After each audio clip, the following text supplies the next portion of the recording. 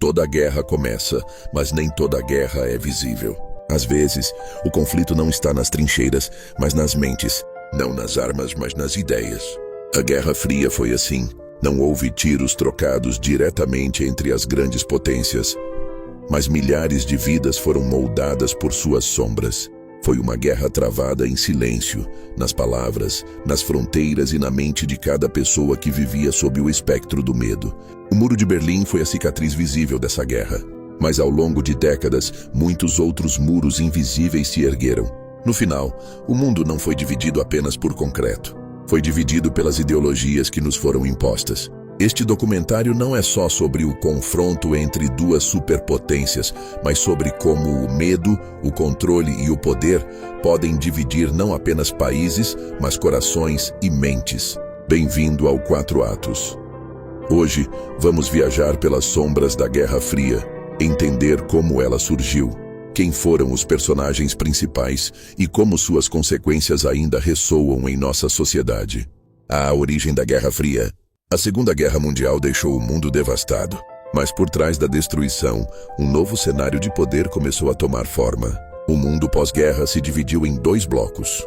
O bloco ocidental, liderado pelos Estados Unidos, e o bloco oriental, sob a liderança da União Soviética. Mas ao contrário de uma guerra convencional, as armas não seriam disparadas diretamente. O confronto agora seria ideológico, político e, acima de tudo, psicológico. O marco inicial da Guerra Fria é amplamente reconhecido em 1947, quando o presidente dos Estados Unidos, Harry S. Truman, adotou a doutrina Truman, afirmando que a América deveria apoiar países ameaçados pelo comunismo. Isso estabelecia a base de uma luta mundial, não pela supremacia territorial, mas pela supremacia de ideias. Logo em seguida, em 1949, a criação da OTAN, Organização do Tratado do Atlântico Norte, solidificou as alianças ocidentais, enquanto a União Soviética respondia com a formação do Pacto de Varsóvia, criando uma linha clara de divisão no mundo. A guerra não se limitava aos campos de batalha. O verdadeiro campo de batalha era a mente humana. Qual ideologia seria capaz de conquistar mais corações e mentes? O capitalismo liberal ou o socialismo soviético? Mas o confronto não se limitava a discursos. A corrida armamentista fez com que ambos os blocos construíssem armas nucleares. A ameaça de destruição total pairava sobre o planeta. O mundo parecia estar à beira do colapso. No entanto, nenhum dos 2 lados queria realmente a guerra. A Guerra Fria era, paradoxalmente, uma guerra sem combate direto, mas com uma tensão constante. Os personagens da Guerra Fria. A Guerra Fria não foi travada apenas por sistemas ou bandeiras. Ela foi conduzida por homens reais, com decisões reais, cujas escolhas moldaram o destino de milhões de pessoas. No centro desse confronto estavam líderes que carregavam nas mãos não apenas o poder político, mas o medo de um mundo inteiro. Do lado soviético, a figura dominante nos primeiros anos foi Joseph Stalin. Líder da União Soviética desde antes do fim da Segunda Guerra Mundial, Stalin acreditava que a sobrevivência do socialismo dependia do controle absoluto. Para ele, o mundo precisava ser dividido entre aliados confiáveis e inimigos permanentes. Sob seu comando, o leste europeu foi transformado em uma zona de influência rígida, onde governos obedeciam a Moscou e qualquer sinal de oposição era esmagado. O medo não era apenas uma consequência do regime soviético, era uma ferramenta de governo. Enquanto isso, do outro lado do mundo, os Estados Unidos emergiam como a maior potência econômica e militar do planeta. Em 1945, o país possuía a bomba atômica e uma confiança inédita em sua própria liderança global. Essa postura ficou clara durante o governo de Harry S. Truman, presidente americano entre 1945 e 1953. Truman enxergava o avanço do socialismo como uma ameaça direta à liberdade e aos interesses americanos. Foi ele quem formalizou a política de contenção do comunismo, declarando que os Estados Unidos apoiariam qualquer nação que resistisse à influência soviética. A Guerra Fria, naquele momento, deixava de ser um medo abstrato e se tornava uma política oficial. Com a morte de Stalin, em 1953, a liderança soviética passou para Nikita Khrushchev, um homem diferente, mas igualmente determinado. Khrushchev denunciou os excessos de Stalin, mas não abriu mão da disputa global.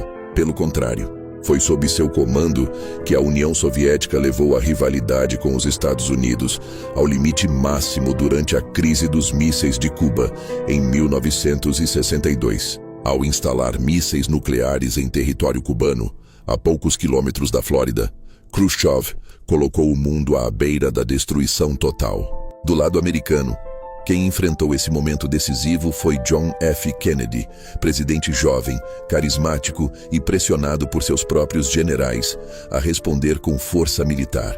Durante 13 dias, Kennedy e Khrushchev protagonizaram o episódio mais tenso da Guerra Fria. O mundo parou. Cada decisão poderia significar uma guerra nuclear. No fim, ambos recuaram. Não por confiança, mas por medo das consequências irreversíveis. Enquanto esses líderes disputavam poder em gabinetes fechados, milhões de pessoas sentiam os efeitos diretos de suas decisões. Em Berlim, essa disputa ganhou forma concreta. A cidade tornou-se o principal palco simbólico da Guerra Fria. De um lado, a influência americana, britânica e francesa. Do outro, o controle soviético. Foi ali que o conflito ideológico deixou de ser invisível e se transformou em concreto, arame farpado e vigilância armada. É importante lembrar que nenhum desses líderes governava sozinho. Ao redor de Truman, Kennedy, Stalin e Khrushchev, existiam militares, estrategistas, serviços de inteligência e máquinas de propaganda que alimentavam constantemente o medo do inimigo. Cada discurso reforçava a ideia de que o outro lado representava uma ameaça existencial. A Guerra Fria se sustentava menos pela intenção de atacar e mais pelo pavor de ser atacado.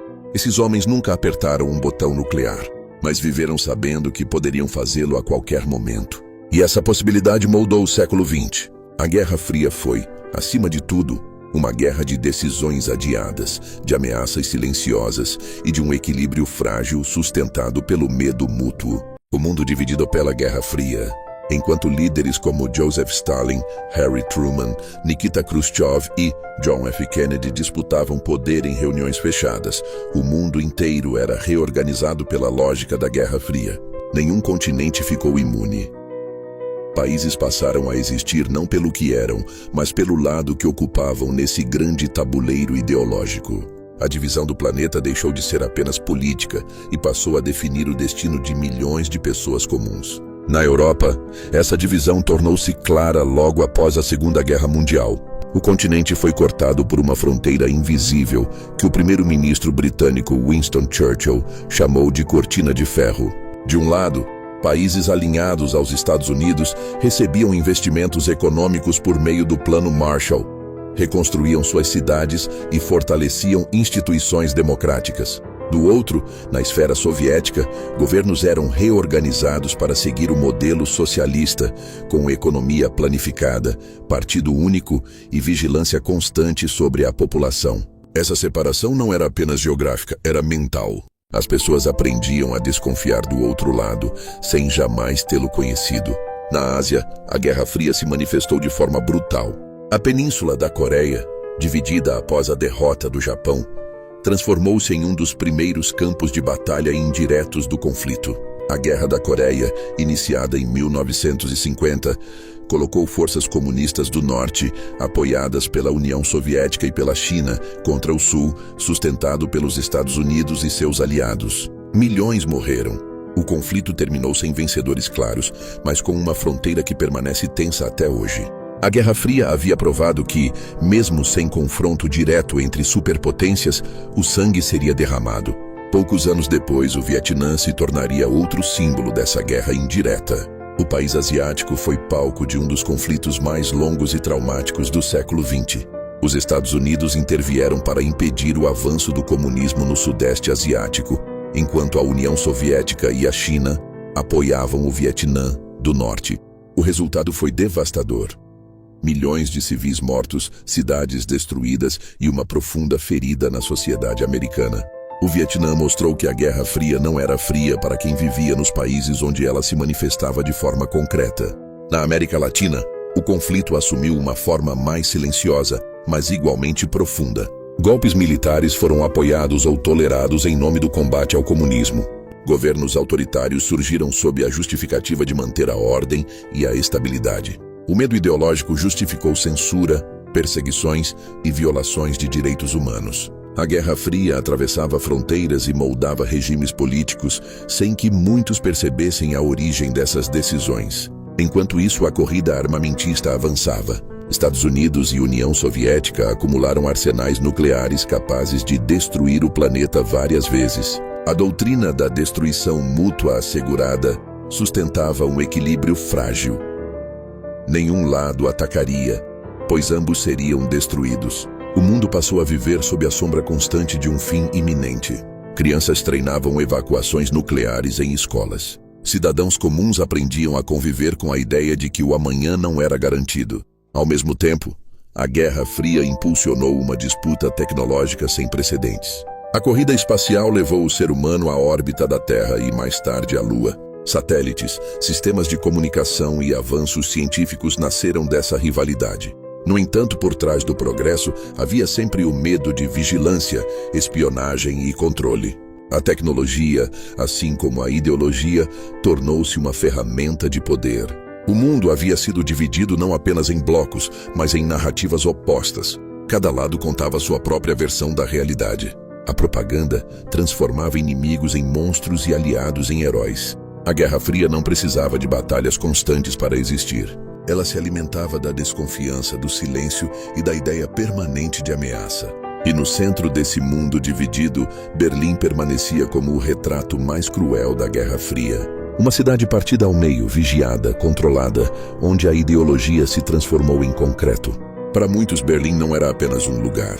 Era a prova de que a Guerra Fria não era abstrata.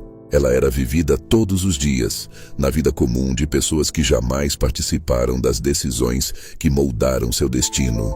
A Guerra Fria não terminou com uma explosão, nem com um tratado definitivo que encerrasse todos os conflitos. Ela terminou em silêncio.